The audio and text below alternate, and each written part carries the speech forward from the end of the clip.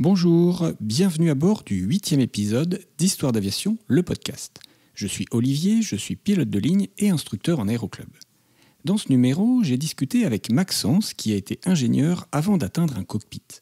Il nous raconte son parcours professionnel, sa formation de pilote pro et parle de ses vols comme copilote sur 737. Avant de l'écouter, je vous rappelle que vous pouvez écouter les podcasts sur la plupart des applis de podcast ainsi que sur YouTube. Pensez à vous abonner, à liker, à commenter, à partager et à mettre une bonne note avec plein d'étoiles sur Apple Podcast ou iTunes pour favoriser la visibilité du podcast. Je vous laisse maintenant écouter ma discussion avec Maxence. Bonjour Maxence. Salut Olivier. Alors ça me fait très plaisir que tu sois l'invité de ce podcast. On se connaît depuis pas mal d'années maintenant. Ça fait un petit bout de temps, tu n'étais pas encore pilote pro. Moi j'étais encore très loin d'être pilote pro. Ouais. Alors est-ce que tu peux te présenter en quelques mots ? Bien, je m'appelle Maxence, j'ai 32 ans, ingénieur à la retraite et pilote professionnel. Du coup, je suis copie chez Ryanair. Alors, on va commencer traditionnellement par le début. Quel est le plus ancien souvenir aéro dont tu te rappelles dans ton enfance ou ton adolescence ? Alors ça, c'est une très bonne question. Merci. J'ai plusieurs souvenirs. Je ne sais pas forcément les dater, lequel est le plus ancien. Je me souviens... Quand j'étais petit, mon père m'emmenait des fois à l'aéroport de Nevers, parce que je suis de Nevers, et voir les planeurs, ou regarder juste les avions. Donc ça, j'avais quoi, 4, 5 ans, quelque chose comme ça. La première fois que j'ai pris l'avion, c'était en 96 ou 95, en décembre, pour aller en Italie. Et j'ai deux souvenirs de ce vol-là. C'est le terminal 1 de Charles de Gaulle, c'est les espèces d'escalators là, dans les tunnels. Ouais, dans les tunnels. Et quand je suis rentré dans l'avion, la première chose que j'ai regardée, c'est à gauche, le cockpit. C'est les deux seuls souvenirs que j'ai de ce voyage-là. Alors lequel est le plus ancien, franchement, j'ai aucune idée. Et voilà. Sinon, il y en a un autre qui est assez drôle. Je regardais une émission et il y avait un pilote de ligne qui était interviewé dedans et qui disait qu'il avait vu des ovnis pendant un vol. Alors, j'étais hyper peureux quand j'étais petit. Bon, ça a changé, vous rassurez-vous. Et je me souviens m'être dit, je ferai jamais pilote de ligne. Ouais. Et au fond de moi, je me suis dit, tu devrais peut-être pas dire ça, parce que peut-être qu'un jour ça deviendra, t'auras envie. Et voilà, au final, comme quoi, les choses, on peut dire des choses très cons quand on est petit, quoi. Et alors, est-ce que tu peux dater à peu près le moment à partir duquel tu as commencé à vraiment avoir envie de se faire ce métier, on va dire de façon plus sérieuse que quand Oui. on est enfant ? En fait, c'est un peu comme le coronavirus. Des fois, on peut l'avoir, mais être asymptomatique, et des fois, ça se déclenche, quoi. Le virus se déclenche. La comparaison. Et en fait, ce qui s'est passé, c'est qu'à l'âge de 10 ans, je suis parti vivre à l'île de la Réunion. Et avec ma mère, et donc mon père habitait toujours en France avec le reste de ma famille, et donc chaque année je retournais en France voir mon père, donc forcément on prenait beaucoup l'avion. On prenait pas le bateau, on prenait l'avion, et un jour, alors déjà la première fois que j'ai pris l'avion, c'était en 747-300 de chez Corsair. Et ça m'a déjà marqué. Quand je suis descendu à La Réunion, je me suis retourné, j'ai regardé le 747 comme ça, je fais c'est gros. C'est beau. Et en fait, le vrai déclic, ça a dû être l'année d'après, donc peut-être en 2001. Donc je voyageais en UM et une hôtesse m'a gentiment proposé d'aller faire un tour au poste. Et donc... Voilà, évidemment, comme tous les gosses, les étoiles plein les yeux, le poste, c'est sympa, tu discutes rapidement avec les pilotes et puis tu retournes t'asseoir. Et puis, quelques semaines après, j'ai décidé d'acheter FlySim. Donc, Flight Simulator 2002. Et donc, j'ai installé sur mon ordi. J'avais acheté un joystick avec. Mais il faut savoir que sur mon ordi, j'avais pas de prise USB. Le joystick marchait qu'une prise USB. C'est dommage. Donc, j'ai ramené le joystick, mais par contre, j'avais le clavier. Donc, j'ai commencé FlySim comme ça au clavier. Donc, la première chose que j'ai faite, c'est j'ai pris un 737 à Londres et j'ai tendu la pelouse, etc. Voilà, j'ai jamais réussi à décoller, mais je me suis amusé au début avec ça. Et après, j'ai commencé les cours dans FlySim parce qu'il y avait des petits cours proposés un peu. Et puis après, on pioche les infos un peu partout, sur Internet, etc. Donc voilà comment ça a vraiment eu le titre dans ma tête et comment tout s'est construit après, quoi. Alors on avance un petit peu dans le temps, tu arrives en terminale, tu passes ton bac, qu'est-ce que tu as fait comme bac ? Donc j'ai fait un bac S avec option sciences de l'ingénieur. Alors, pour être pilote en France, hein, donc on a l'ENAC, hein, qui est École nationale voilà, d'aviation civile, oui. Filière magnifique parce que donc ça permet d'avoir une formation entièrement payée par l'État, donc gratuite. Et moi, donc mes parents n'avaient pas les moyens de me payer une formation en école privée. Donc c'était mon objectif, c'était rentrer à l'ENAC. Donc qu'est-ce qu'il fallait pour rentrer à l'ENAC? Donc c'était le concours au PLS, les maths, de tout ce qui était programme maths physique anglais de première année de prépa. Donc les maths sur les programmes de PCSI, la physique sur le programme de MPSI. Donc je me suis dit, de toute façon en général, je suis toujours meilleur en physique qu'en maths. Donc qu'est-ce que je vais faire? Je vais faire la MPSI parce que comme ça je referai plein de maths et je serai bon en maths et je vais réussir les concours de l'ENAC. Donc c'est pour ça j'ai fait d'abord mon bac S pour avoir ce côté scientifique. Et de toute façon, le côté ingénieur, etc., c'est toujours quelque chose qui m'a plu. J'ai toujours cette curiosité, des machines, des machins, réparer des trucs, comment fonctionne une télécommande, toutes les conneries comme ça. Donc voilà, c'est vraiment quelque chose qui de base, de toute façon, m'intéressait, comme tout ce qui est physique, etc. Donc je suis rentré là-dedans. J'ai fait mon bac S, option sciences de l'ingénieur, et ensuite je suis rentré donc en prépa. Donc MPSI, j'ai été pris, donc j'ai fait à l'île de la Réunion. Donc ma première année de prépa, parce que bon, c'était différent, mais c'est une belle expérience en soi. Hein. C'est dur, ouais, certes c'est dur, mais ça reste quand même une belle expérience. On apprend sur soi, à travailler au final, à s'organiser. Donc même si au final ça a été un échec cette année, parce que on m'a pas accepté en deuxième année, mais on m'a proposé de refaire une première année. Mais en PTSI cette fois-ci, ce que je ne pouvais pas reprendre dans la même filière. Donc chose que j'ai acceptée. Donc je ne l'ai pas dit, mais donc cette première année-là, j'ai tenté le concours de l'ENAC. Donc j'ai échoué aux écrits. Non, sans grande surprise, de toute façon, je passais pas en deuxième année, donc je ne voyais pas pourquoi j'allais être dans les meilleurs, donc à l'écrit, à l'ENAC. Donc cette première année en PTSI se passe très bien. En plus, on était moins nombreux. Les profs étaient super sympas, il y avait vraiment une bonne ambiance, une bonne dynamique. Et ça, c'était vraiment très agréable. Et donc là, je retente l'ENAC pour la deuxième fois. Et encore une fois, je me plante aux écrits. Donc là, j'avoue que ça a été un coup dur parce que voilà, j'avais de meilleures notes, etc. Donc je me suis dit, là, c'est bon, c'est la bonne année, quoi. Et ben non, je me plante encore à l'écrit. Donc là, ça m'a foutu un petit coup au moral. Donc je me suis dit, bon, allez, hop, on continue. Donc je suis passé en deuxième année, en PT. Là, je retente donc, le concours de l'ENAC pour la troisième année. Je réussis d'écrit. Ah bah voilà. Enfin. Et ensuite, au Psy 1, je suis pas dans les meilleurs, donc je suis pas pris au Psy 1. Je suis pas pris pour aller au Psy 2, donc nouvel échec. Du coup, je décide, j'ai fait une école, j'ai fait une prépa, donc autant aller en école d'ingé. De toute façon, c'était l'option B. Il faut toujours avoir en aéronautique une option B.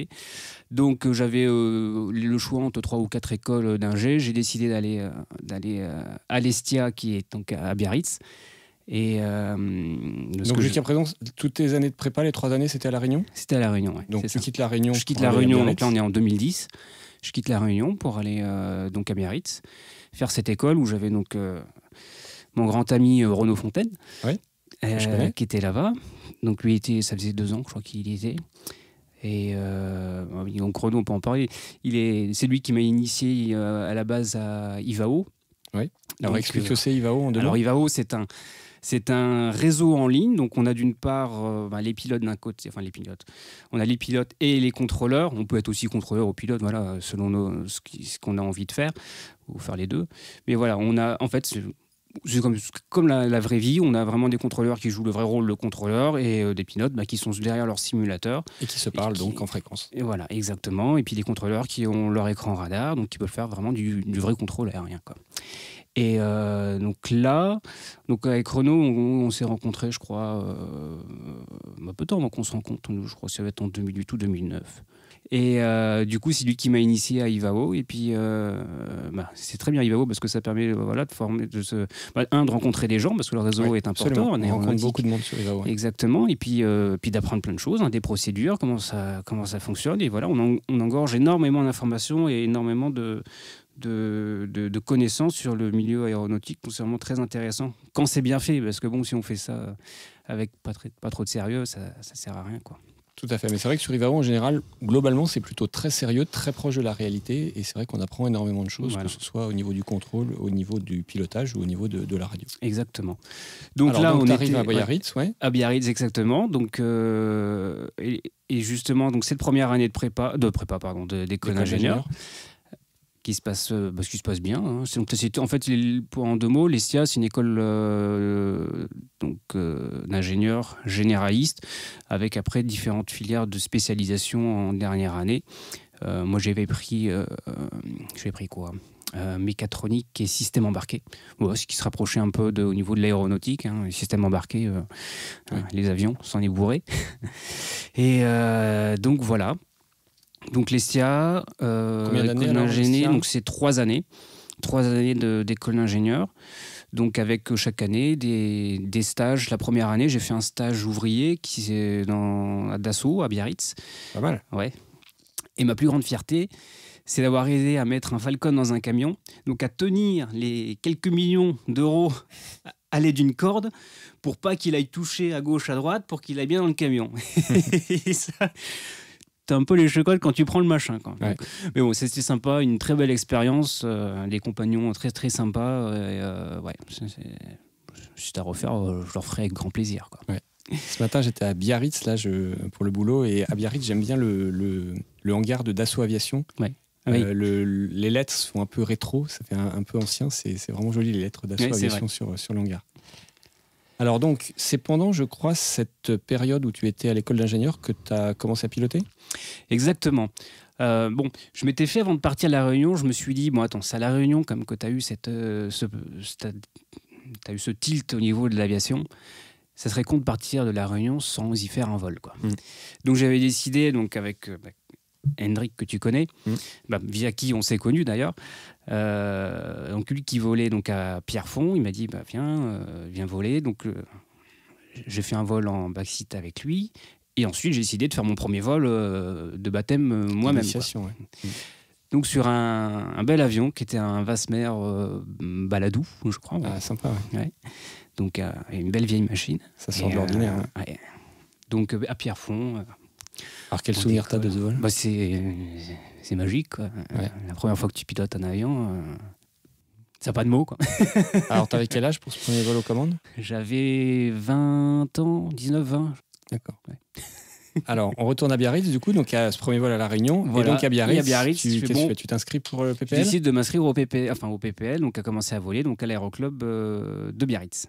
Alors, j'étais étudiant, moi, déjà boursier, donc je n'avais pas forcément de grands moyens. Ce que j'ai essayé de faire, c'est quand même d'économiser au maximum pour pouvoir essayer de m'offrir quand même au moins un petit vol chaque mois. Bon, pas forcément d'1 heure, mais de 45 minutes ou à 1 heure selon ce que j'avais économisé. Des fois, c'était 1 fois tous les 2 mois. Mais bon, donc je ne sais plus exactement en quelle année j'ai commencé. Je ne suis pas sûr d'avoir commencé la première année. Mais bon, je m'y lance. Donc je vole à ce rythme-là. En parallèle, je fais toujours un peu de simu. Je suis content parce que quand mon instructeur me dit ça fait 2 mois que tu n'as pas volé, mais j'ai l'impression que ça fait 2 semaines que tu n'as pas volé, je me dis le simu, ça sert quand même un petit peu à quelque chose, quand on le fait sérieusement, évidemment. Donc voilà, Biarritz, c'est un paysage magnifique. On joue un peu avec le trafic commercial parce qu'il y a quand même un peu de trafic commercial qui vient nous enquiquiner de temps en temps. Et notamment pour mon lâcher, qui a été mon dernier vol à Biarritz.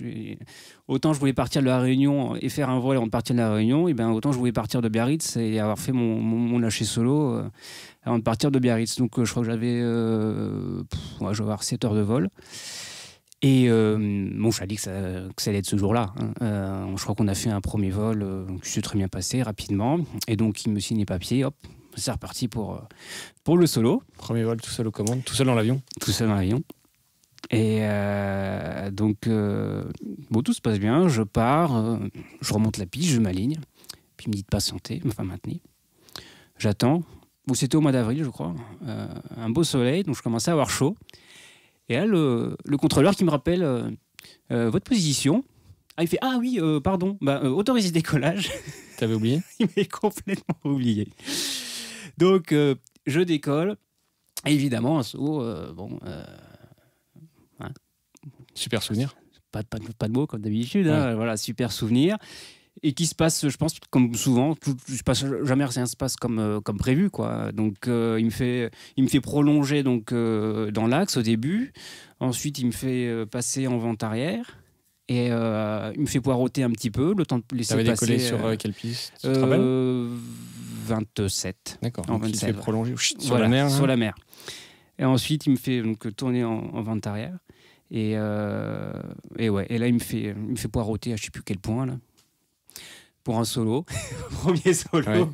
ça sort du simple tour de piste, et puis il me refait poser, et puis après tout s'est bien passé, nickel. Sinon, fallait que tu laisses passer un trafic commercial. Et puis j'étais content parce que j'avais ma petite radio, donc j'écoute souvent quand j'ai rien à faire, je suis chez moi, j'ai la radio branchée, et puis j'écoute tout le temps ce qui se passe, quoi. Et je savais que ce contrôleur-là particulièrement, il manquait pas une occasion de faire des petites remarques quand il y a des choses qui n'allaient pas, etc. Et j'étais content, j'avais fait mon solo avec lui qui est assez pointilleux. Et pas de remarques. Et malgré tout ce qu'il m'a fait faire, etc. Donc voilà, ça a été mon dernier vol à Biarritz.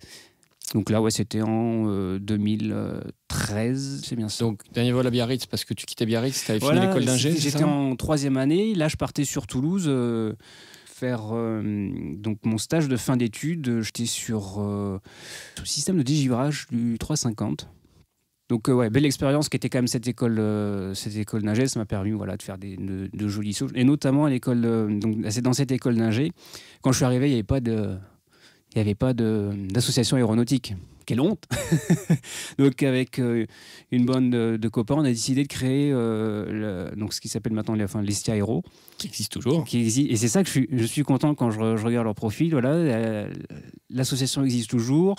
Ils ont amélioré l'association. Maintenant, ils font de l'aéromodélisme, etc. Donc je suis content de voir quelque chose qu'on a créé, qu'on a apporté au début, parce que l'aéronautique, c'est quand même ça. C'est comme du partage, d'être tous ensemble, etc.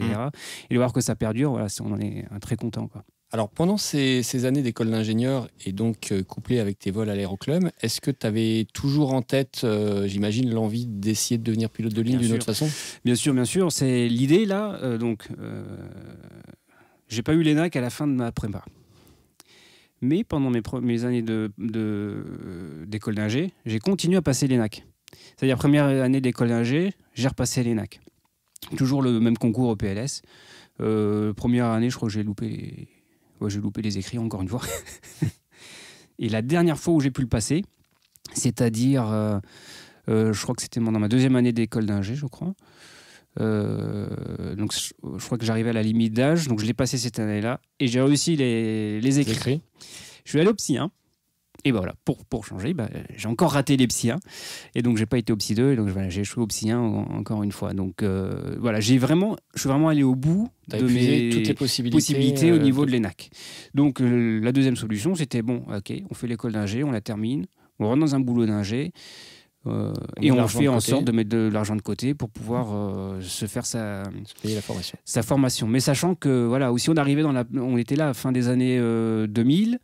Autour de 2010, il y a eu la crise, il y a les embauches qui avaient baissé, donc on était dans une petite période de crise, quoi. Donc il fallait prendre ça aussi en compte, ça ne servait à rien forcément de se presser à ce moment-là, quoi. Donc voilà ce que j'avais décidé.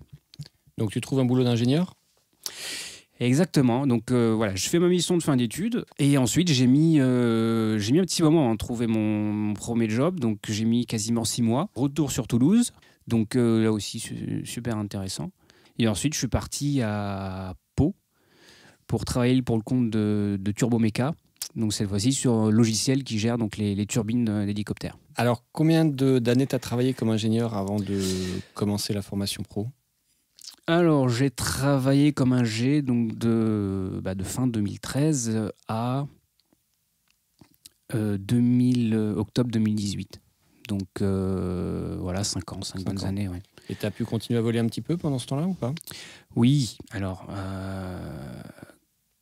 j'avais arrêté, donc je suis parti de Biarritz, et donc là j'ai arrêté de voler, parce que j'étais un coup à Toulouse, un coup chez mes parents, un coup je revenais à Toulouse, après Pau, donc je me suis dit on va attendre d'être sûr d'être posé à un endroit, parce que mon objectif aussi c'était d'aller sur Bordeaux, et je voulais attendre d'être posé à un endroit pour pouvoir enfin me réinscrire dans un aéroclub et reprendre une formation un peu plus sérieuse. Chose qui était arrivée en 2015. Je me suis donc installé à Bordeaux et je me suis inscrit donc à l'aéroclub du bassin d'Arcachon. Donc j'avais regardé un peu les différents aéroclubs qu'il y a à Socats, Arcachon, Andernos, etc. Et donc j'avais décidé de me mettre donc à la CBA, l'aéroclub du bassin d'Arcachon.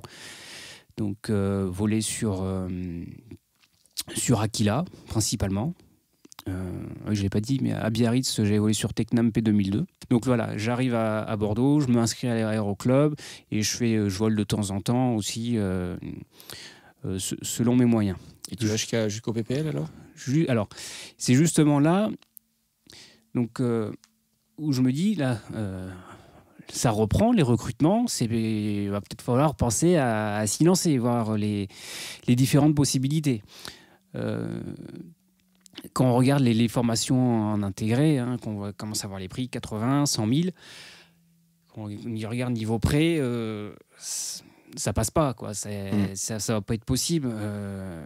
Alors c'est ça le problème, c'est souvent quand on essaie de regarder au bout, on voit tout ce qu'il y a, on se met souvent des barrières, on se dit non, ça va pas être possible, j'y vais pas. Sauf que j'ai décidé d'arrêter de regarder trop loin. Je me suis dit on va y aller par étapes, mais par étapes logiques, c'est-à-dire qu'on va déjà aller au PPL. On va voir ensuite aller au CPL, enfin valider les choses intelligemment. Donc j'ai décidé de me lancer au PPL début 2017, janvier 2017. Donc pour être sûr de le compléter, je fais un petit prêt qui me permet donc d'aller au bout du PPL. Je l'obtiens en juin 2017 et directement après, juillet 2017, j'entame la TPL théorique. Donc, ce qui veut dire, c'est qu'avant 2015 à 2017, je volais à l'aéroclub, mais je n'avais pas fait énormément d'heures, quoi. Voilà. J'avais fait ce que je pouvais, ce que mes moyens financiers pouvaient m'accorder, quoi. Alors, la TPL théorique, comment tu l'as fait ? Par correspondance, je crois. Comment tu as choisi l'école ? Laquelle tu as choisi ? Voilà. C'est que je continue à travailler comme ingénieur, forcément. Donc, il fallait absolument que je fasse quelque chose à distance. Donc, ATPL à distance. Premier critère. Deuxième critère, je le voulais en anglais. J'avais eu des bons retours de BGS. Bristol Ground School. Exactement. Les bouquins étaient bien. J'avais un collègue qui avait fait chez eux. Moi, je l'ai fait chez eux. Je t'en ai peut-être parlé d'ailleurs. Oui, c'est vrai. Enfin, avec leurs cours en tout cas. Pas directement chez eux, mais avec leurs cours. Ouais, leurs cours sont vraiment bien faits. Et après, j'ai regardé donc ce qu'ils faisaient en France. Je crois qu'Airways de ce temps-là ne faisait pas en anglais. Et il y avait donc l'ESMA qui le proposait. Et justement, j'avais, on en revient encore à lui, Renaud, qui venait de rentrer chez eux, pareil, pour faire la TPL à distance. Et me dit, bon, ça se passait bien, etc. Donc j'ai décidé, on va le faire à l'ESMA. Ça m'a coûté, je crois, 2 900 €. Voilà, je pourrais vraiment m'organiser comme je voulais. Par exemple, les jours de présentiel, c'était pas forcé d'être 2 fois 15 jours comme on le voulait. Je crois que je les ai fait en 3 fois. Je crois que à chaque fois, j'y allais 3 ou 4 jours. Et donc, voilà, je les ai étalés franchement, vraiment comment j'organisais moi mes modules, quoi. Oui, parce que pour les gens qui ne savent pas, quand on fait par correspondance la TPL théorique, il y a quand même des jours de présentiel obligatoire, c'est réglementaire. Voilà, je crois que ça va être au total, c'est à peu près 2 semaines. Oui, c'est ça. Donc voilà, j'avais décidé de prendre l'ESMA. Bon, c'est vrai qu'on travaille à côté, c'est du boulot. Oui. Bon, moi, je me suis dit, bon, je sais normalement m'organiser pour bosser, etc. Donc, je devrais m'en sortir, mais bon, il va falloir quand même se mettre un planning assez strict et le tenir. Donc, je l'ai commencé en juillet 2017. Je me suis fait mon petit planning. Je crois que je l'ai passé en 3 ou 4 fois.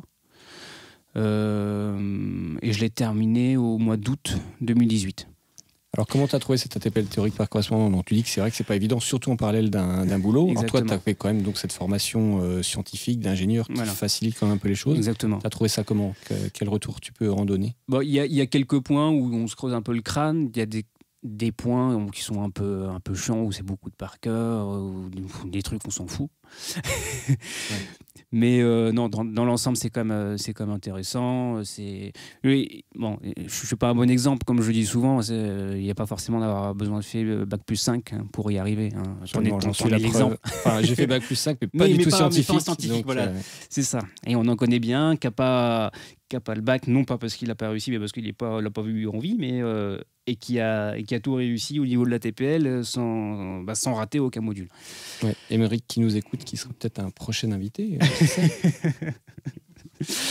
Donc, ouais, voilà. Alors, c'est vrai que ça demande du boulot. Alors, par exemple, moi, ce que je faisais, c'est que au lieu d'aller, par exemple, travailler en voiture, qui me prenait une demi-heure, je prenais le bus. Et ça me prenait peut-être 1 heure ou 1 heure un quart, mais dans le bus, tu bossais. Je bossais le matin dans le bus. J'arrivais au boulot, je travaillais. Pause de midi et 2, je mangeais et je bossais mon ATPL en même temps. Je bossais l'après-midi, je revenais chez moi dans le bus, je travaillais mon ATPL, je lisais mes cours et après, chez moi, je bossais encore un peu, peut-être 1 heure le soir. Et ouais, c'est du boulot. C'est du boulot. Alors, c'est intéressant ce que tu dis parce que c'est quelque chose sur lequel c'est important d'insister. Il n'y a pas besoin, je l'ai déjà dit plusieurs fois dans une vidéo que j'avais faite sur faut-il être bon en maths pour être pilote de ligne. Il n'y a pas forcément besoin d'être hyper bon en maths, mais par contre, c'est du boulot, ça ne vient pas tout seul. C'est ça. Et ce que tu dis en est un bon exemple, il faut travailler, ça n'arrive pas comme ça, il ne suffit pas juste d'être passionné pour dire je vais devenir pilote, il faut bosser. Voilà, oui, il faut un minimum. C'est sûr que le bac n'est pas nécessaire, mais il faut être un minimum bien câblé quand même. Oui. Et voilà, avoir du bon sens, avoir comme une certaine fibre. Mais c'est vrai qu'il n'y a pas besoin d'avoir fait maths sup, maths spé pour être pilote de ligne, quoi. Et pour faire la TPL, voilà, il y a quand même les cours qui sont assez bien expliqués. On ne demande pas de rentrer dans des détails hyper scientifiques. Voilà, ce qu'on demande, c'est de comprendre les principes, appliquer des choses de base, et puis voilà, quoi. Voilà, faut être motivé et se donner les moyens en travaillant. Absolument. Alors, donc, tu as ton ATPL théorique. Exactement. Tu es toujours ingénieur. Je suis toujours ingénieur. Qu'est-ce qui se passe pour la suite de la formation ? Alors, donc la suite, j'ai eu un sacré coup de pouce. Alors, ce qu'il faut savoir, c'est que donc déjà, pendant mon ATPL théorique, évidemment, je commence à faire mon mûrissement. Donc, faire les heures de vol pour atteindre le nombre minimum d'heures de vol pour pouvoir commencer la formation pro. Et donc là aussi, j'ai refait un nouveau prêt qui reprenait mon premier et qui rajoutait donc de l'argent pour faire mes heures de vol. Donc vraiment, j'y vais petit à petit, quoi, morceau par morceau, selon ce qui est possible. Et là, j'ai eu un sacré coup de pouce. J'avais déjà demandé auparavant à mon entreprise de faire un fonds gestif. Alors, qu'est-ce que c'est un fonds gestif ? En fait, il faut être salarié d'au moins plus de 2 ans, je crois, dans l'entreprise. Et en fait, donc, c'est un organisme, me semble-t-il, qui finance donc, en partie des formations. Et professionnelles. Professionnelles, tout à fait. Et qui, notamment, reprend en charge le salaire à la place de l'entreprise pendant la formation. Mais on passe en commission, tout le monde n'est pas pris, donc il faut monter son dossier. Voilà, faut qu'il soit convaincant, quoi. Faut qu'il voit qu'il y a un véritable projet, un véritable débouché derrière. Exactement. Donc je fais mon dossier fonds gestif et en commission, il est accepté. Ça veut dire que j'ai une prise en charge de 18 000 € de ma formation, plus mon salaire pendant la formation. Donc ça, c'est vraiment un sacré coup de pouce.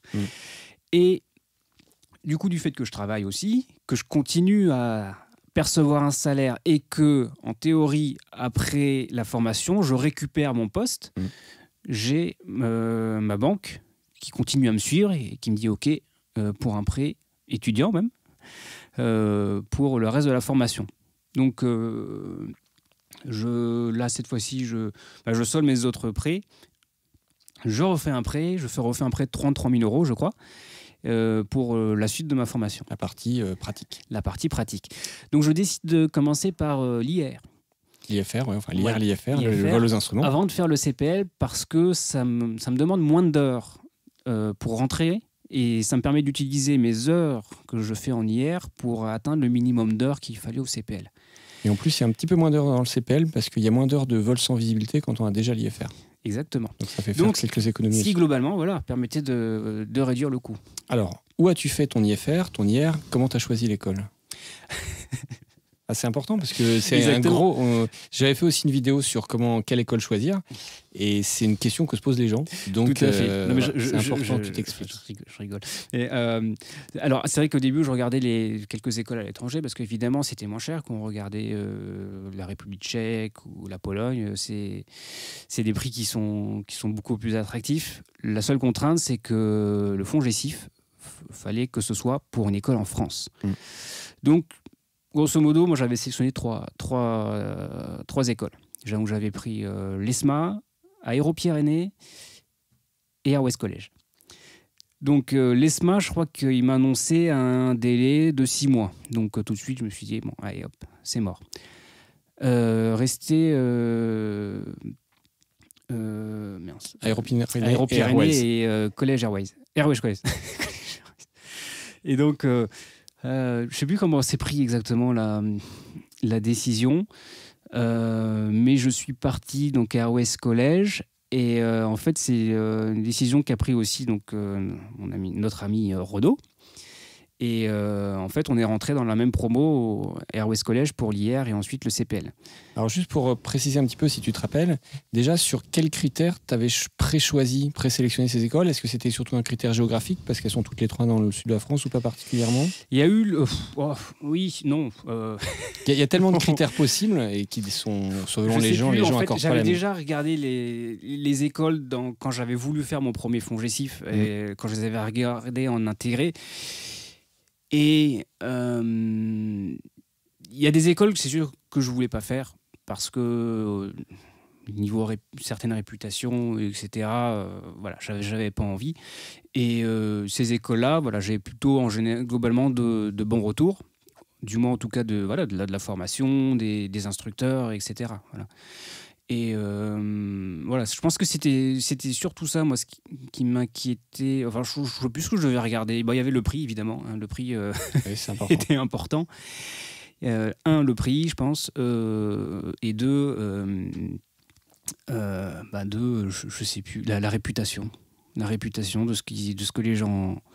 ce que les gens disent. Bon, bien sûr, faire le tri, parce que bon, on peut trouver de tout et de rien. Faut regarder globalement et se faire une idée après, essayer de se faire une idée. Faut faire attention à ce que les gens disent, mais c'est vrai que c'est intéressant et c'est important d'écouter ce que disent les élèves et les anciens élèves en prenant un certain nombre d'avis pour se faire un peu une opinion. Donc, du coup, tu vas chez Air West College. Ils avaient, parce que l'école, on connaît les difficultés qu'elle a eues, ils avaient plusieurs sites. Sur quel site tu as fait ta formation? Agen. Agen. Voilà, Agen. Notre joli site d'Agen. Ça nous fait un autre point commun. Moi, je suis allé brièvement à Agen pour faire ma qualif TBM. TBM. Donc Agen, comment ça s'est passé? Donc tu commences par le vol aux instruments, comme tu l'as expliqué tout à l'heure. Voilà. Sur quel avion? Comment ça se passe? Alors, donc on commence avec un petit peu de théorie et ensuite les simus. Donc, je crois que les simus, ça durait 2 bons mois. Avec mon premier simu, je m'en rappellerai parce que donc il avait l'ancien chef pilote qui est un ancien militaire, donc qui était réputé pour être assez rentre dedans. Ouais. Et du coup, je tombe sur lui pour mon premier simu. Donc bon, allez, pas le choix, on y va. Et non, finalement, ça s'est bien passé. Il était content, même si j'ai vu son petit côté quand même un peu taquin, militaire. Mais voilà, bon, ça s'est bien passé. Et après, bon, voilà, il y a eu le reste des simus. Donc, je trouvais ça vraiment bien organisé. Les cours, du coup, étaient en français, n'étaient pas... non, je crois pas qu'ils étaient en anglais. Non, ils étaient en français. Voilà, c'était le seul point négatif, mais bon, après, voilà, en vol, on faisait la radio en anglais, etc. De toute façon... Alors, tu parles des vols. Alors, le premier avion, d'abord, tu as passé l'IR monomoteur? Non, tout a été fait sur bimoteur, donc sur DA42. Voilà. Donc, le simu DA42, ensuite l'avion DA42. Donc, on commence d'abord par les vols de QC, quoi, de qualification multimoteur. Voilà. Et ensuite, les vols d'IR. Donc, on a fait des petites naves sympas, des petites naves sur un moteur. Alors, vers quelle destination dans les environs t'es allé, tu te rappelles? Ouais, on a fait Biarritz. Ça doit être sympa de retourner à Biarritz. Exactement. En IFR. Exactement. Et c'est pas la seule anecdote que j'aurais pour Biarritz. Donc du coup, ouais, on retourne à Biarritz, on a fait La Rochelle, Montpellier, pour des terrains plus proches, Tarbes, Brive aussi. Et puis vient forcément le moment du test, du test hier. Hein. Alors, comment ça se passe? Alors, bon, je pense qu'Émeric pourrait en parler, mais pour moi, j'étais hyper stressé. Hein, très franchement, j'étais hyper stressé. Je crois que le matin, j'ai pas dû être très agréable. Et en fait, je passais l'après-midi. Donc le matin, je crois que je suis arrivé en début d'après-midi. Je pense que j'avais déjà plus d'énergie en fait pour le vol. Et donc je partais sur une nave sur Tarbes. Je crois qu'en plus on m'a changé mon avion au dernier moment. Je devais le faire sur mon avion préféré et au final on me change d'avion. Donc il a fallu changer plein de vols au dernier moment, etc. Donc voilà, ça rajoutait en plus au stress, quoi. Du stress, ouais. Et donc je fais mon vol, on va sur Tarbes, bon, ça se passe plutôt bien. On commence à descendre vers Tarbes. Il me coupe, donc il me simule une panne moteur. Ok, bon, je gère ma panne. Et il y a à ce moment-là le contrôleur qui nous dit un problème avec votre plan de vol retour, etc. Donc heureusement qu'il y avait un safety pilote en plus de l'examinateur, donc ils commencent à gérer ça dans leur coin. Moi, je redémarre mon moteur tranquille de mon côté. Je crois que plus personne ne devait me regarder à ce moment-là. Et au final, très vite, on arrive en finale. Et un coup, elle nous dit va falloir peut-être attendre. Et après, directement, donc on se prépare pour une attente, etc. Et après, elle nous dit non, c'est bon, vous pouvez aller faire votre ILS. Donc les plans changent encore au dernier moment, donc il faut s'adapter. On était encore en N-1, parce que bon, je l'ai redémarré, mais on continue de simuler le N-1. Il était au ralenti. Et donc, je fais ma première approche. Je ne sais plus ce que je fais comme connerie, mais pas du tout stabilisé. Donc, je crois que ça ne va pas. Je continue un peu, j'essaie de rattraper. Je fais bon, ça ne va pas. Je fais hop, on remet les gaz. On repart pour un tour, donc je remets les gaz, on refait une approche N-1, ça se passe bien, je me pose, on repart, on fait un peu de mania, etc. On rentre sur Agen. Il me dit bon, on va se refaire une approche N-1 sur Agen, donc on se refait une approche N-1, etc. Ça se passe, on se pose. Et il me dit bon, félicitations, tu l'as. Et j'ai par contre, si t'avais pas remis les gaz, c'était foutu pour toi. Ouais. Donc je fais où? Je suis content, j'avais mon IR, l'épine était passée. Et, voilà, je sais que j'avais pas forcément de raison de m'inquiéter. Je pense que c'est moi qui me suis mis tout seul, hein, comme souvent des épines dans les pieds. Hein, mais j'avais pas forcément de raison de m'inquiéter. Mais bon, c'est toujours la première fois, etc. Donc ce stress-là. Pour le CPL, voilà, ça s'est beaucoup mieux passé. Enfin, c'est une bonne leçon, hein, quel que soit le niveau, qu'on soit pilote privé, pilote professionnel, pilote de ligne, la remise de gaz, quand il faut la faire, il faut la faire. Absolument. Et tout ce qui s'est passé avant est, j'ai envie de dire, presque effacé par la remise de gaz, parce qu'on a fait ce qu'il fallait. Exactement, c'est toujours... Alors, on va continuer à avancer pour pouvoir parler après de ton boulot. Après, donc, l'IFR, l'IR, le CPL, la licence de pilote pro. Voilà. Donc là, c'est vraiment... oui, c'est un PPL amélioré, donc en fait, c'est surtout ajouter ce côté opérationnel, quoi. Ouais. Donc, penser, voilà, on a un client, qu'est-ce qu'on veut de mieux pour lui, mais tout en gardant nos marges de sécurité, etc. Donc, c'est surtout ça à travailler. Et puis, on a profité, voilà, pour s'amuser. Sur quel avion c'était ? Toujours le DA42. Mon instructeur qui me disait, voilà, bon... j'ai un peu le vertige, alors on va pas monter trop haut, quoi. Évidemment, si on monte trop haut, voilà, c'est facile de voir nos repères, etc. Donc voilà, c'était assez sympa. Je pense qu'on s'est plus amusé pendant le CPL qu'autre chose. Donc c'est vraiment un PPL à améliorer, quoi. Alors donc tu as ton IFR multimoteur, tu as ton CPL. Qu'est-ce qui se passe ensuite ? Tu reprends ton job d'ingénieur ? Alors, février 2019, je termine ma formation à Airways College. Il me reste ma MCC à faire. Donc, j'avais décidé de... Donc, on précise juste pour les gens qui ne savent pas, la MCC, c'est la formation de travail en équipage, puisque pendant toute la formation pro, on apprend à piloter tout seul. Exactement. Et puis après, il faut apprendre à piloter en équipage, parce que c'est ce qu'on fera tout le restant de notre vie dans ce métier. Exactement, normalement aussi. Sauf si on est nos pilotes. Ouais. Mais on va dire la majorité des cas. Tout à fait. Donc, voilà. Je ne l'ai pas faite à Airways College, parce que c'était sur un simu générique qui mélangeait plein d'avions. Je trouvais que ça n'avait pas énormément d'intérêt. Et comme je lisais plusieurs boîtes après, et l'une d'entre elles, c'était Ryanair, et je savais qu'il y avait donc un simu 737 à faire. Je me suis dit que mon budget était limité, donc quitte à faire une MCC, autant le faire sur un 737. Et puis de toute façon, c'est un avion qui me plaît. Hein. C'est le premier avion que j'ai piloté sur FS 2002, donc voilà. Donc, alors tu l'as fait où, du coup, la MCC que je regardais, et j'ai décidé de prendre donc Sky for You, donc qui est à Berlin. Donc aussi bonne réputation. Donc je suis allé chez eux. Donc j'ai fait une JOC, donc Jet Oriented Course, plus la MCC. Donc sur 737, et c'est donc très sympa. Il y avait vraiment des instructeurs d'un peu partout. Il y avait des mecs de Ryanair, mais des mecs d'autres compagnies allemandes aussi. Et très, très belle expérience. Et donc ça durait, je crois, 3 semaines au total. C'est pas très très long. Et là, on commençait à avoir on a eu le deuxième, pendant que j'ai fait cette MCC, on a eu le deuxième accident du 737 MAX dans cette période-là. Donc on commençait à avoir les problèmes à arriver au loin. Alors, après ta MCC, combien de temps t'as mis à trouver du boulot? Parle-nous un peu de cette recherche d'emploi, puisque là, tu avais tout ce qu'il fallait pour être embauché. Donc j'ai postulé à plusieurs compagnies. Donc j'ai fait Ryanair, Hop, Aigle Azur, paix à son âme, Corsica, Flybe. Voilà, ces 5 compagnies auxquelles j'ai postulé au départ. Je me dis, on va déjà lancer ça, on va voir 1 ou 2 semaines comment ça se passe. Et ensuite, je vais la gérer. J'ai une seule compagnie qui m'a répondu, c'est Ryanair.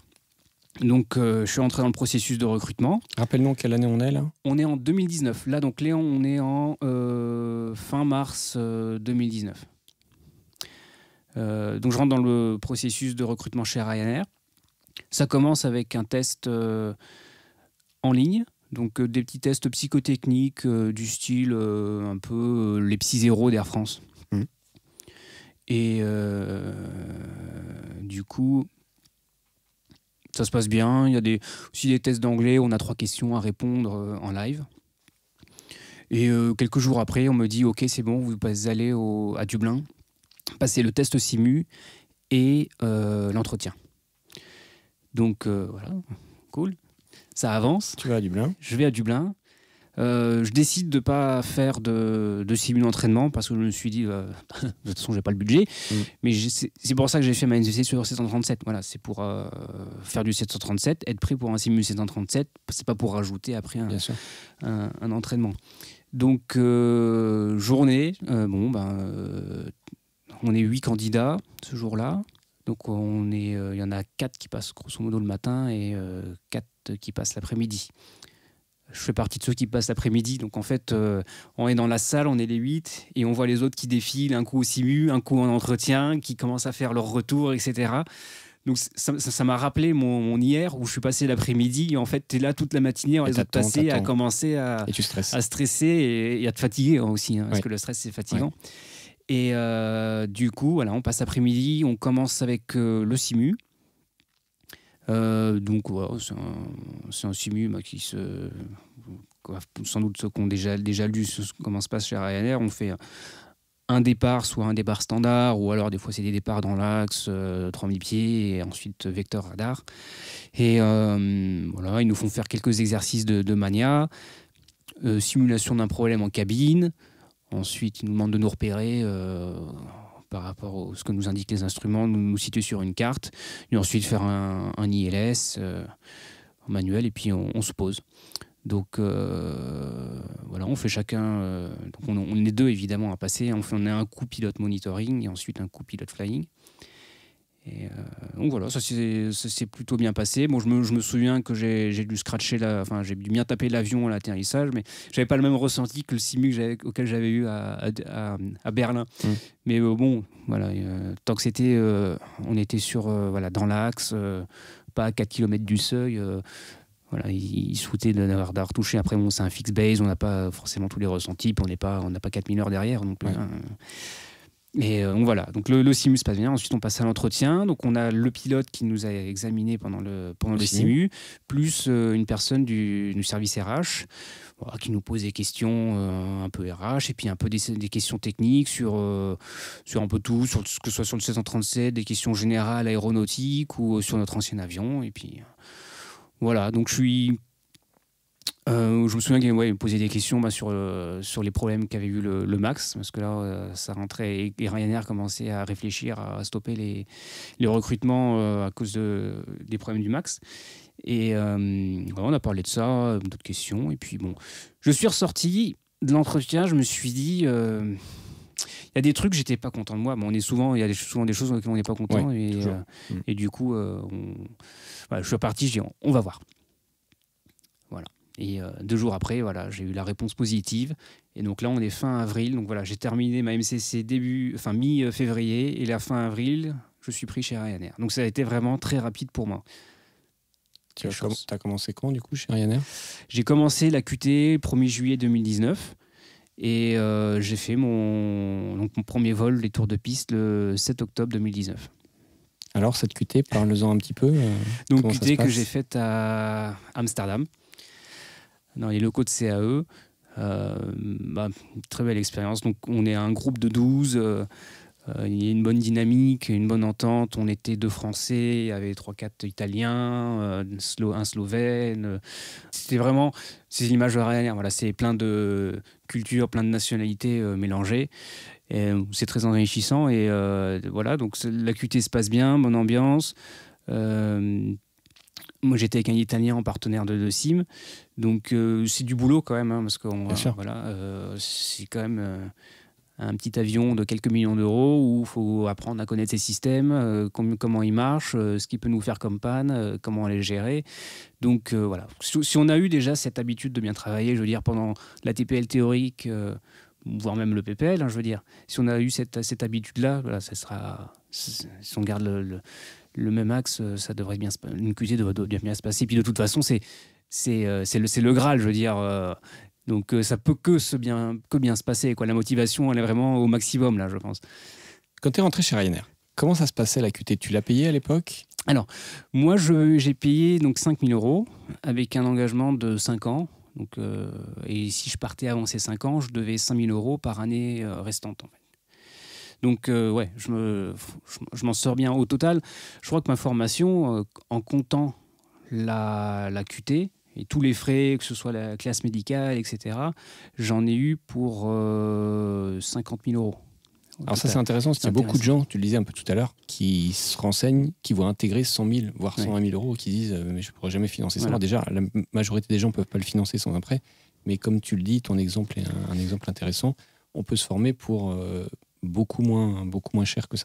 Exactement. 200 000 €. 50 000 €, bon, faut pas oublier que faut ajouter à ça les 18 000 € d'aide. Mais ça fait quand même nettement moins que 100 ou 120 000 €. Exactement. Voilà. Donc c'est vrai que ça prend peut-être un petit peu plus de temps, le modulaire, mais on peut être très gagnant sur le prix, quoi.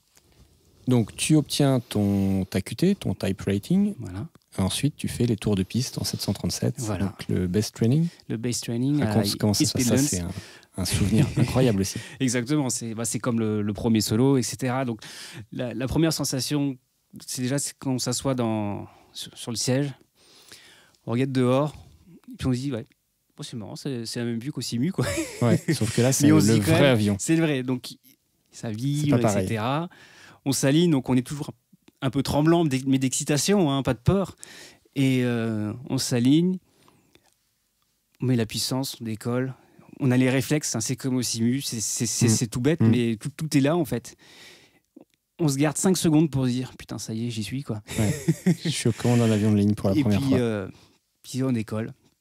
Donc on fait ces tours de piste. C'est un peu comme mon premier solo, rien se passe comme ça aurait dû se passer, des tours de piste tout simples, bêtement, sans un microche. On nous fait des moments montés, des vecteurs radars pour aller nous éloigner parce qu'il y a du trafic qui arrive. Et du coup, voilà, au contraire, c'est sympa. Le capitaine qui me demande Si tu veux, tu peux mettre le pilote auto pendant qu'on fait le vecteur qui nous éloigne. Je fais non, je le garde. Je le garde à la main. Ouais. J'en profite, c'est mon jour. Ouais. Donc je l'ai gardé pendant tout ce moment. On est monté dans la couche, etc. Mais ouais, c'est un super bon souvenir. En plus, il y avait un peu de vent de travers et après qui s'est encore renforcé. Et ça fait que les 2 derniers qui devaient passer sont pas passés ce jour-là. Non, j'étais pas le dernier à passer, j'étais l'avant-dernier à passer, mais les 2 qui devaient rester encore sont pas passés. Ils sont passés le lendemain parce que là, la météo se dégradait trop, quoi. Alors comme tu dis, il faut en profiter parce que moi, quand j'ai fait mes tours de piste sur avion de ligne, on m'a dit c'est la première fois de ta vie que tu fais des tours de piste en avion de ligne et c'est peut-être la dernière puisque moi c'était sur l'Avro, le RJ85 et effectivement mon avion de ligne suivant qui est mon avion de ligne actuel, l'Embraer E-Jet, j'ai fait ça au Simu puisque ça coûte quand même beaucoup moins cher. Et alors moi j'ai fait ça à Shannon. Au départ de Dublin, on était allé à Shannon faire les tours de piste et c'est vrai que c'est un souvenir incroyable. Déjà, des tours de piste en avion de ligne, ça arrive rarement. J'en ai parlé d'ailleurs dans une vidéo, pour ceux que ça intéresse, n'hésitez pas à aller voir sur la chaîne YouTube Histoire d'aviation. Et c'est vrai que c'est un souvenir incroyable, ces tours de piste dans un vrai avion de ligne. Encore une fois, ça sort tellement de l'ordinaire de ce qu'on va faire après pendant tout le reste de notre vie professionnelle. C'est un très très beau souvenir. Il faut vraiment en profiter au maximum.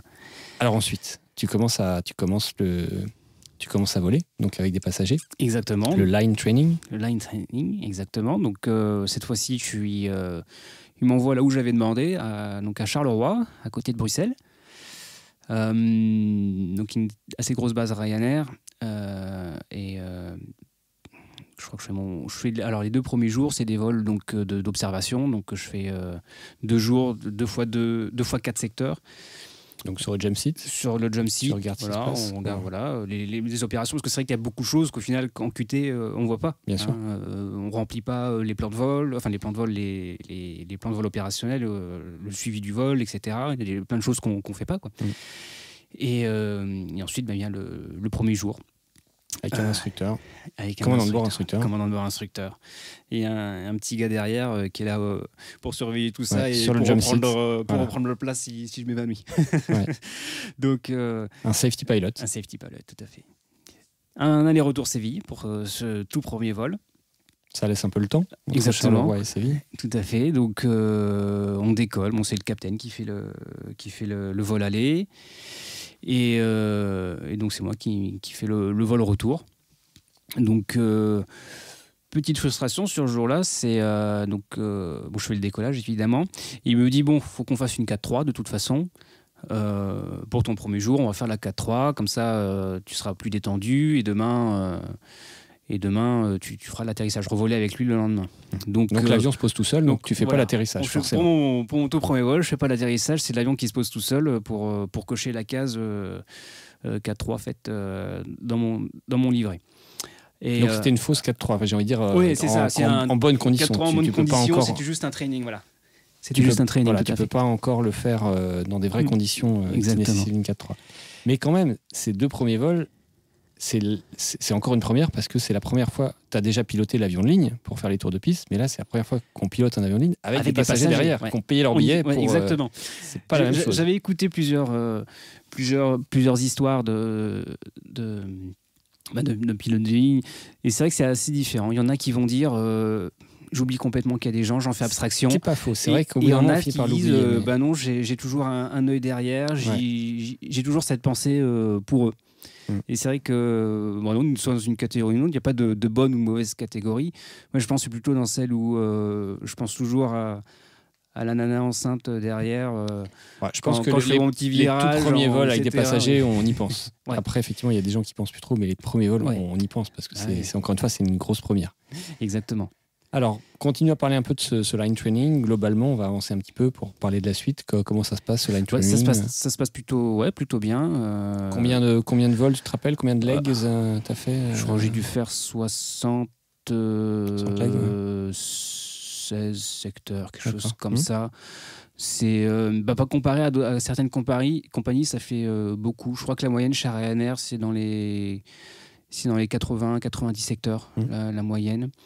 Le minimum légal doit être autour de 60, je crois. Ouais, ça dépend pas mal de choses de l'expérience précédente. Donc voilà, je complète en 76 secteurs.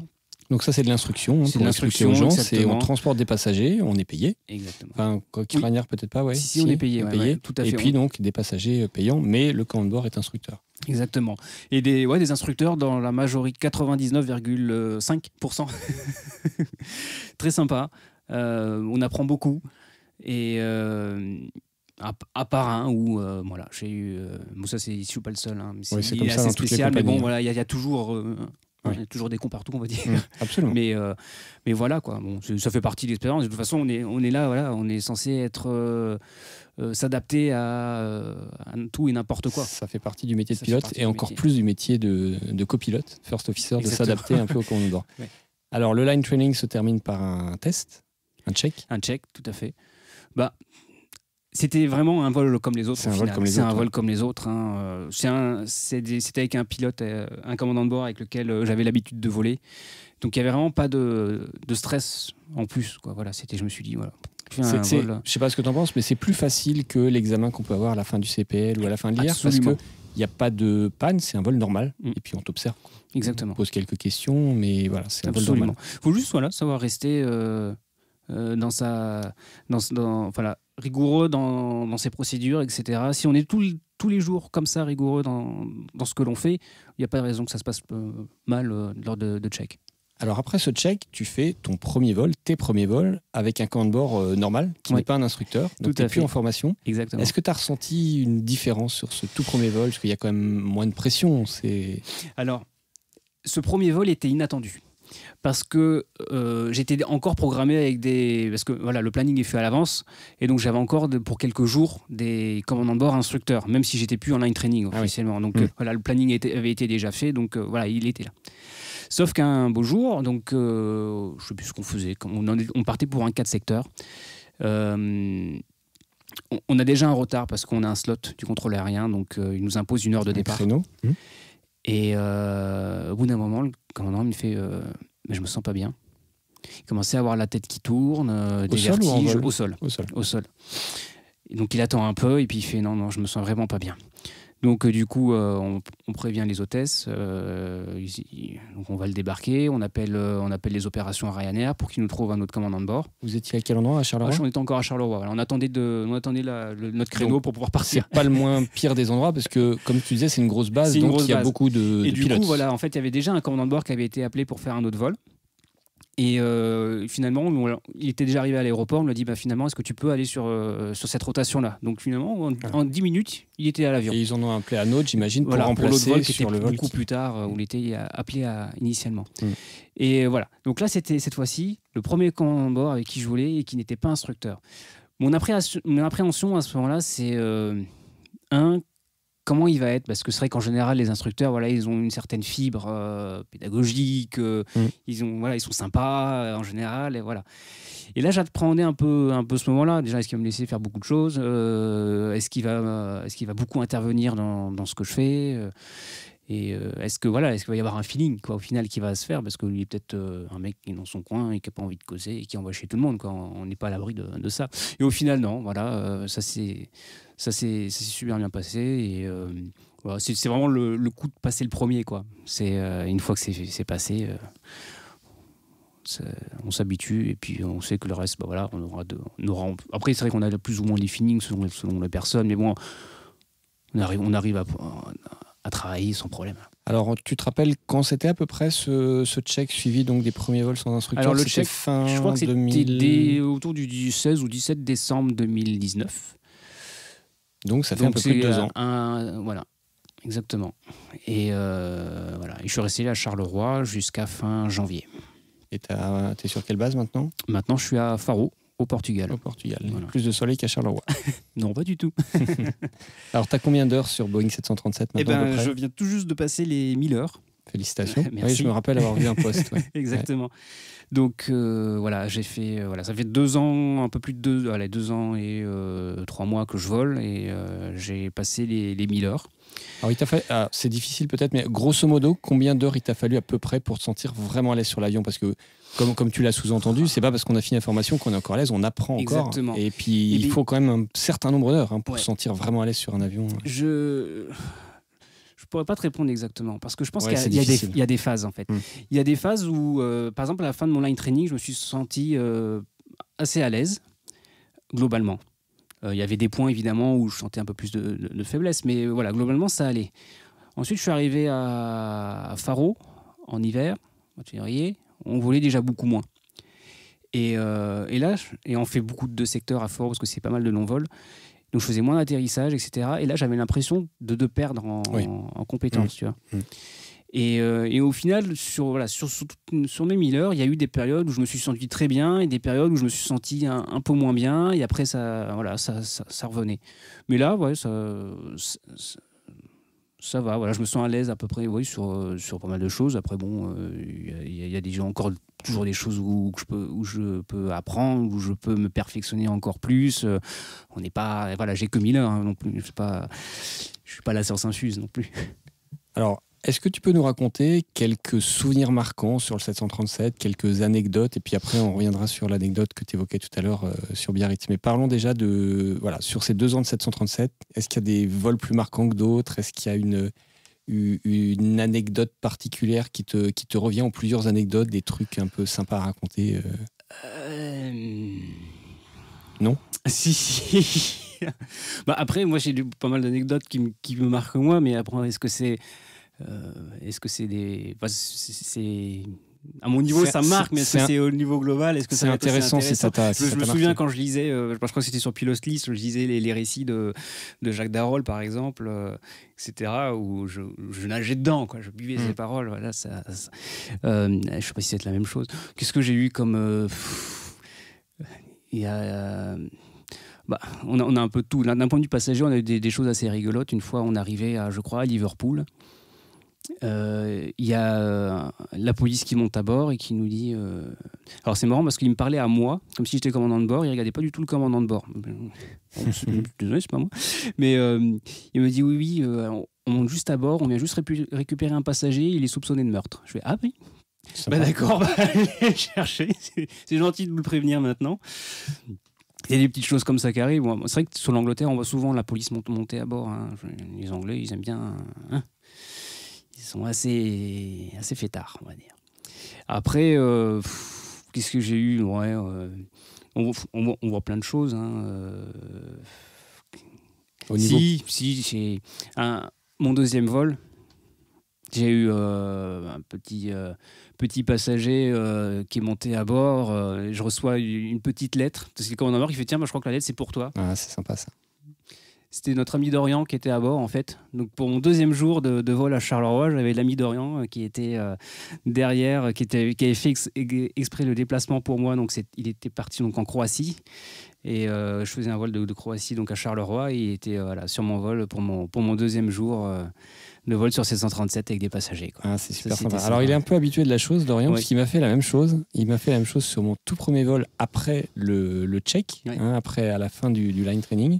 Et ça c'est le petit avantage de Hop par rapport à Ryanair, c'est qu'il a pu venir en jump seat et donc il a pu faire tout le vol avec nous en jump seat.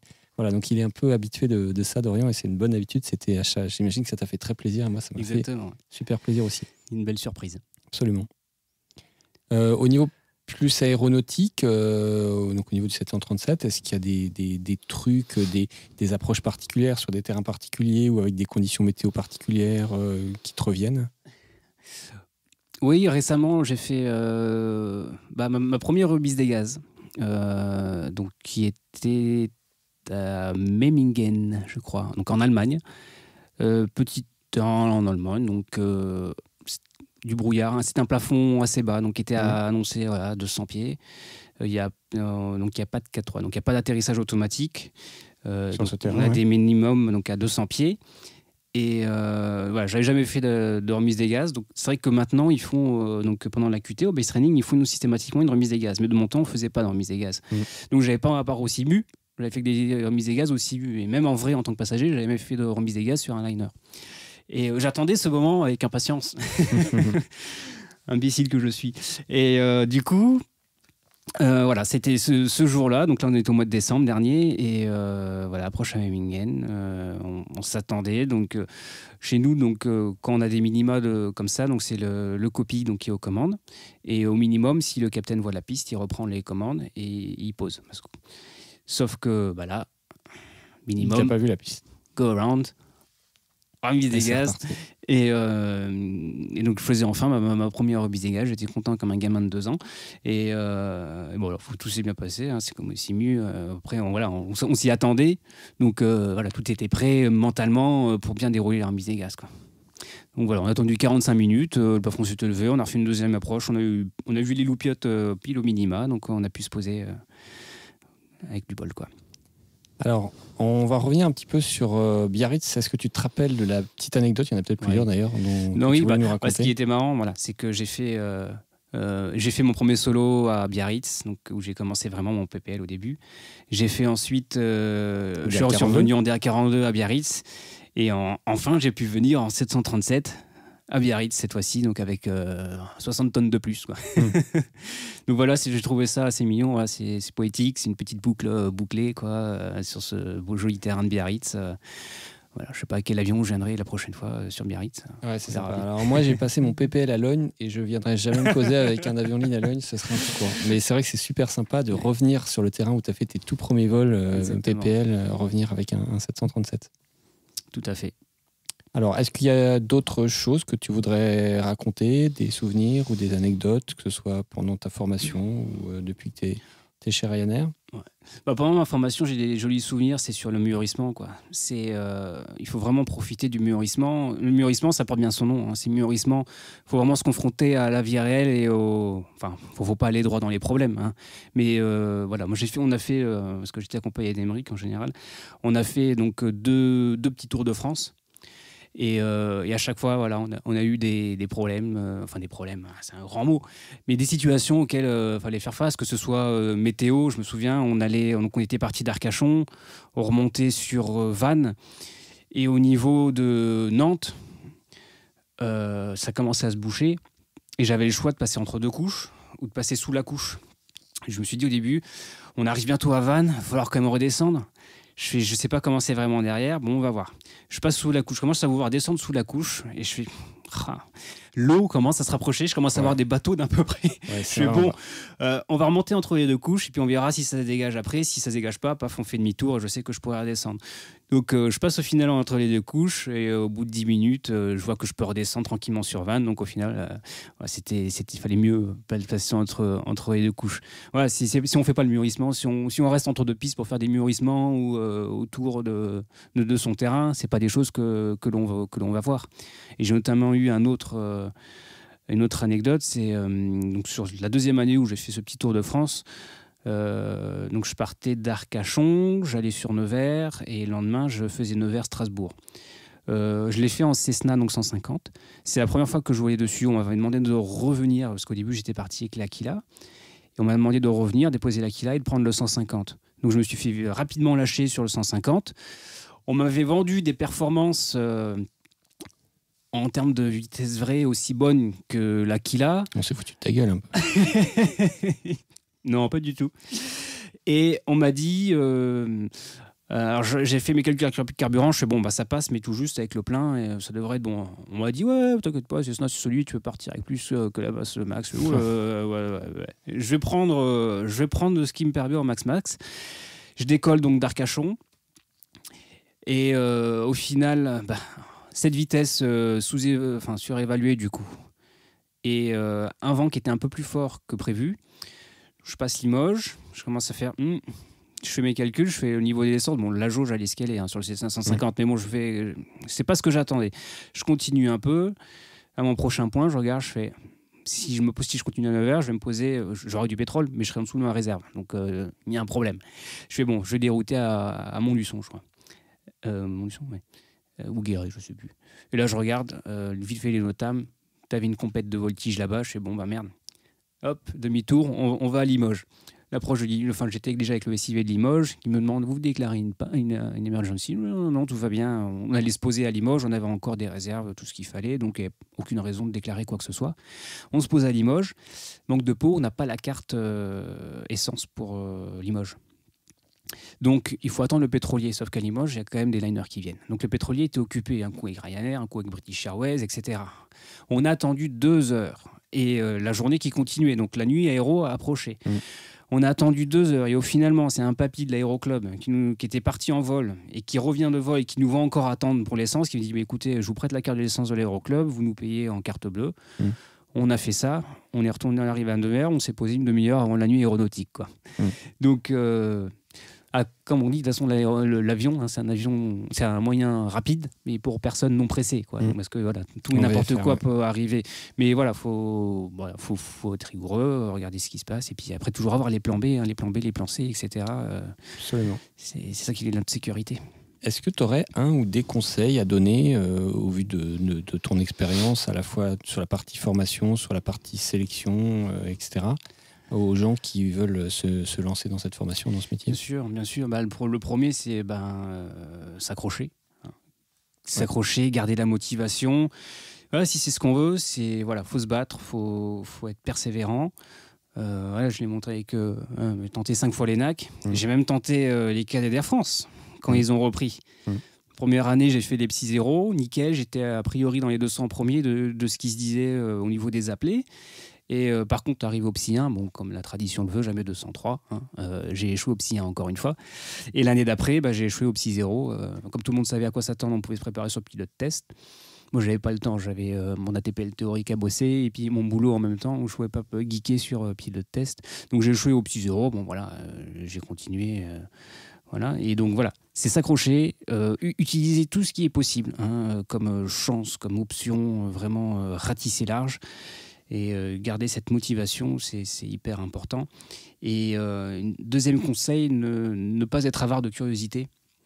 Quand j'étais petit, quand j'étais ado plutôt, voilà, j'avais pas internet à la maison, j'allais au CDI, je passais des heures au CDI à regarder des trucs sur les avions, apprendre tout et n'importe quoi, lire des blogs, etc. Parce que des fois, je vois des petits jeunes d'aujourd'hui qui viennent nous dire, par exemple, une connerie, mais c'est quoi un OTAM? Tu peux... Avec Internet, c'est facile. Tu peux regarder déjà, et après, si tu as des questions, tu te demandes. Franchement, Internet est tellement riche d'informations que... Voilà, ne pas hésiter à chercher tout et n'importe quoi et à se perdre dans Internet, dans les trucs aéronautiques. On apprend tellement de choses, c'est vraiment, faut vraiment avoir cette curiosité, vraiment d'aller voir partout, même dans les bouquins. Je me souviens, j'avais le géant des Atlas du ciel, les nombres d'heures que j'ai passé à bouquiner ce bouquin. Faut vraiment avoir cette curiosité de passer son temps, de passer son temps sur TikTok, passer son temps sur Google et aller tout regarder, quoi. Et comme tu dis, effectivement, c'est important quand on a une question d'essayer déjà de trouver une réponse. Exactement. Et pas se reposer tout de suite sur quelqu'un en posant la question, parce que dans ce métier, faut aussi, on travaille en équipage, mais c'est important d'être capable de prendre des initiatives, d'être un peu autonome, et donc c'est important de prendre l'habitude de chercher d'abord, et puis si on ne trouve pas, demander, mais pas se reposer sur les autres sans avoir pris la peine d'essayer de trouver la réponse tout seul. Exactement. Est-ce que, alors c'est une question qui n'est pas facile, où est-ce que tu te vois dans quelques années? Est-ce que tu aurais envie plus tard de faire du long courrier? Est-ce que tu voudrais attendre de passer à gauche chez Ryanair pour devenir commandant de bord? Comment tu vois la suite de ta carrière? Tu as un petit peu une idée? Alors, c'est une bonne question.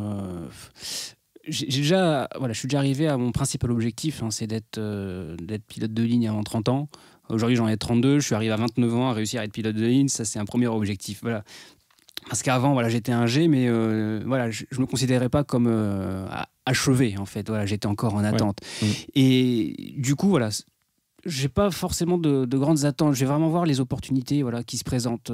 Ça me dérange pas franchement de rester chez Ryanair, de passer captain. Voilà, c'est quelque chose qui m'attire. Voire instructeur plus tard aussi. C'est vrai qu'on pense à pourquoi pas Air France, ces choses-là, c'est un rêve de tout le monde, ça, de rentrer chez Air France. J'en ai rêvé et voilà. Ça arrivera peut-être un jour. Il y a plein de gens qui étaient chez Ryanair et qui sont chez Air France. Il y en a beaucoup. Et du coup, voilà, alors, quand j'étais petit aussi, je rêvais d'être chez Corsair, qui m'a fait vraiment ils ont commencé par enlever les 737 au début. Et maintenant, il n'y a plus de 747. Alors, bon, il y a le 330, ça va. C'est un avion qui me plaît assez, le 330. Mais ouais, voilà. Je suis pas. Voilà, je pense que je vais en fonction des opportunités. Ça me dérange pas de rester chez Ryanair. C'est vrai qu'en restant chez Ryanair, j'aimerais bien terminer dans une base française à un moment. Pourquoi pas Bordeaux, si quelqu'un m'entend. Michael, si tu m'écoutes, envoie-moi à Bordeaux. Alors, je vais rebondir sur ce que tu as dit, parce que justement, c'est une question que je voulais te poser. On s'achemine vers la fin de ce podcast. C'est une question qui peut intéresser les gens. Donc, tu habites à Bordeaux. Ouais. Et tu es basé, tu as dit, à Faro. Exactement. Est-ce que tu peux expliquer, parce que les gens ne savent pas forcément, il y a pas mal de pilotes de ligne qui ne sont pas basés proches de chez eux. Exactement. Alors, comment ça se passe, ce qu'on appelle le commuting, pour donc aller travailler? Comment tu fais? Exactement. Alors, on a la chance, donc chez Ryanair, de pouvoir prendre, lorsqu'on va de chez soi à sa base, on monte dans l'avion gratuitement. On rentre dans l'avion et on va pour aller travailler ou revenir. Voilà, exactement. Pas pour aller en vacances. Ouais. Et donc, voilà. C'est ce que je fais. Donc, en fait, chez Ryanair, on fonctionne on a 5 jours on de travail et ensuite suivi de 4 jours de repos. Et ça, c'est ainsi de suite comme ça. Tout le temps comme ça. Ouais. Donc, je sais quand je rentre à la maison. C'est un gros avantage de Ryanair par rapport à d'autres compagnies, c'est que ça laisse le temps de se déplacer pour retourner chez soi et ensuite pour retourner bosser. C'est 4 jours. Exactement. Donc c'est ce que je fais. Voilà, quand j'ai mes jours de repos, voilà, je rentre sur Bordeaux. Alors, je prends pas des fois tout systématiquement. Il y a un vol en direct ou ça t'arrive de devoir faire des escales? Il y a des vols en direct Faro-Bordeaux en été, enfin à partir de la saison été, donc début avril. Mais sinon, j'ai aussi l'option EasyJet qui fait des vols directs. Donc, grâce à notre ami d'Orient, j'ai quelques tarifs préférentiels. Donc, ce qui me permet d'alléger le coût du commuting, quoi. Alors, ça t'est arrivé de faire par Ryanair, mais avec une escale pour retourner chez toi? Il y a des gens qui font ça? Si, j'ai déjà fait par exemple Bordeaux-Porto et ensuite Porto-Faro avec Ryanair. Bordeaux-Porto avec EasyJet et Porto-Faro avec Ryanair. Donc en fait, oui, on développe des qualités d'agent de voyage impressionnantes dans cette vie de commuteur. Mais voilà, moi c'est de l'organisation et puis voilà, faut pas que ce soit un frein en tout cas. Enfin, je pense si on a la motivation, faut pas que ce soit un frein et on le vit très bien si on le veut. Bon, des fois ça peut être fatigant, mais voilà, ça se fait. En tout cas, faut savoir que ça se fait. Alors c'est important aussi à préciser parce qu'il y a des gens qui ne le savent pas. Pour faire ce métier, et notamment pour trouver un premier boulot, il faut être conscient qu'on ne trouvera pas forcément un boulot basé juste à côté de chez soi. Exactement. On peut être basé ailleurs en France ou carrément dans un autre pays européen. Toi, tu es basé à Faro. Ouais. Moi, j'ai été basé à Dublin. J'ai été basé ensuite à Amsterdam. Quand j'étais chez CityJet, j'étais de Paris. Voilà, il faut être prêt à bouger et pas forcément, encore une fois, s'attendre à trouver un boulot à 10 km à l'aéroport juste à côté de chez soi. Exactement. Est-ce qu'il y a encore une ou deux anecdotes peut-être qui te reviennent chez Ryanair ? Oui, il y a aussi cette fois, donc c'était encore en line training à Charleroi. On arrivait sur Charleroi, on était stable au niveau 250, donc j'étais pilote flying, donc c'est moi qui était aux commandes de l'avion, donc on était encore sous pilote automatique. Et la plupart connaissent, je pense, on commence à entendre traffic. Donc, hop, main sur les commandes, prêt à reprendre les commandes. On commence à regarder dehors, on regarde sur le TICAS où se trouve l'avion. Bon, après, c'était nuageux, donc dehors, on n'allait pas voir grand-chose. Et là, le TICAS qui m'indique climb. Ok, comme au Cibu, paf, tu déconnectes, tu ajustes ta puissance, tu montes. Et en fait, c'est qu'on avait je crois que c'est des Typhoon qu'ils ont en Belgique, et qui montait comme une flèche jusqu'à 1000 pieds en dessous de nous. En fait, et c'est lui qui a déclenché donc ce TICAS. Et en fait, c'était une journée assez lourde parce que non seulement on a dû faire un rapport sur le TICAS, mais en plus sur ce vol-là, on a une hôtesse qui se sentait mal, donc on a dû débarquer, donc on a fait un rapport sur cette hôtesse. Et ensuite, on repartait pour le 3e vol et on a eu une panne d'automanette. Vous savez qu'on a fait les 2 autres vols au niveau des automanettes à la main, quoi. Donc voilà, c'est une journée assez intéressante. Et c'est vrai que pas beaucoup de gens, au final, dans leur vie, ont eu beaucoup de TICAS rares. Écoute, moi, je crois que j'en ai jamais eu en vrai. J'en ai eu un pendant mon line training. Aussi, mais on en a plein, mais en vrai, j'en ai jamais eu. Une autre anecdote, peut-être ? Ouais, une petite dernière. Donc, je crois que ça date du mois de juillet dernier. Donc, c'était un vol, un aller-retour Faro, donc Modlin, à côté de Varsovie. Donc, qui est déjà un vol assez long. Je crois qu'on est sur quasiment 4 heures, 3h30, quelque chose comme ça. Et On est à 1 heure de l'arrivée à Modeline. Et en fait, on a une alerte fuel imbalance. Donc en fait, on avait beaucoup plus de pétrole d'un côté que de l'autre. Donc on a une checklist pour ça, qu'on déroule. On vérifie si on n'a pas de fuite de carburant, tout allait bien. Et au final, ce qui se passe, c'est que on se rend compte qu'on a le breaker d'une valve qui permet de faire communiquer les 2 réservoirs des ailes qui est tiré. C'est-à-dire qu'il a sauté. Donc on se dit, la valve, en fait, quand on teste la valve au début du vol, elle a dû à un moment se bloquer, ça a dû faire sauter le breaker, et elle doit être à moitié ouverte. Et en fait, il faut savoir que dans chaque réservoir principal, tu as 2 pompes, et même si les pompes, c'est les mêmes, tu en as toujours une qui envoie un chouïa plus de pression que l'autre. Et en fait, ça fait qu'en fait, on avait nos moteurs qui pompaient quasiment que sur un seul des réservoirs. Donc on a regardé si on pouvait aller à destination sur un seul réservoir, ça allait bien, mais on n'avait pas énormément de marge. Et ce qui se passe, c'est que pendant la descente, on nous annonce il y a des CB, donc des cumulonimbus, on va devoir vous faire attendre un peu. Et là, on commence à se dire ok, bon, est-ce qu'on continue finalement sur Modeline ou alors on se déroute derrière, je ne sais plus sur quel terrain. 5 minutes après, donc on ralentit un peu la descente, etc. Tu vois, pour rester un peu haut, pas trop consommer. Et là, on dit non, c'est bon, vous pouvez y aller. Il nous faut les directs, donc on était trop haut, machin. Le fuel balance, on avait 1,8 tonne de différence. Ouais. Donc au final, on se pose. Et donc l'avion no-go, c'est-à-dire qu'il n'a plus le droit de redécoller. Et donc là, on est déjà autour de 20h, quelque chose comme ça là-bas. Et finalement, on a dû attendre un avion donc commercial qui venait de Londres. On a piqué l'avion des Londoniens.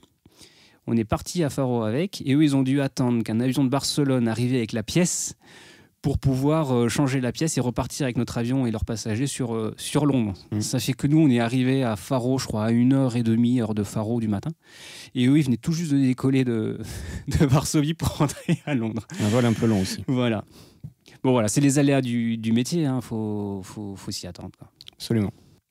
Écoute, Maxence, merci beaucoup. Merci à toi. C'était très intéressant. Merci, je pense à tout le monde, à toutes les personnes qui nous écoutent, qui font vivre tes chaînes.